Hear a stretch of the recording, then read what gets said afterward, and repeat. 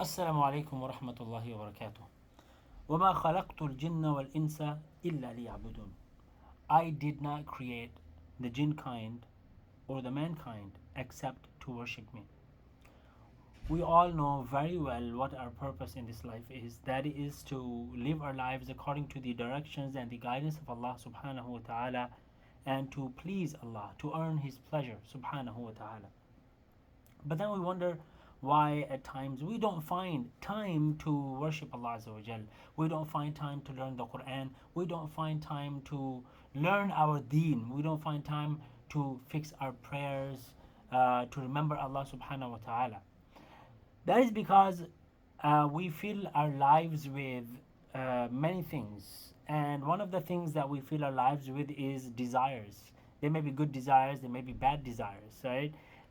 They may be going to the park, playing sports, or going to vacations, eating at different restaurants, and all of these extracurricular activities in my life. It may be my hobbies. And then we also fill our lives with more important things. They are related to the dunya.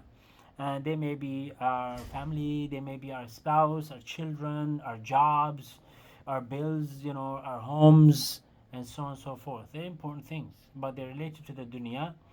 And then we also fill our lives with other matters that are related to the deen or the hereafter. This canister represents our life. These beads represent our desires. If we fill our lives with desires, okay? Now, desires, they never end. Every day we have new desires. If we fill our lives with desires, and then these ping pong balls, they represent important things, but they're related to the dunya. So, as you mentioned, they represent our family members, our family, our jobs, and other things that are important. Of course, we don't ignore them. But then, if this is what we fill our lives with, this ball, the yellow ball, represents the matters of a deen, my prayer. And then my learning my deen. And then learning my tajweed, my Quran, right? You're not going to have space. You're not going to find space, right, for your deen. What should happen is that we should have filled our life with the most important thing. We need to prioritize our deen and our hereafter. So this should be the priority. So we fill our lives with the matters of our deen. And then there's nothing wrong with important things related to the dunya or even our desires, permissible desires.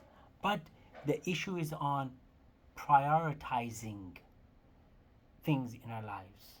Our deen is our priority, and other things come after. May Allah subhanahu wa ta'ala guide us. Allahumma amin.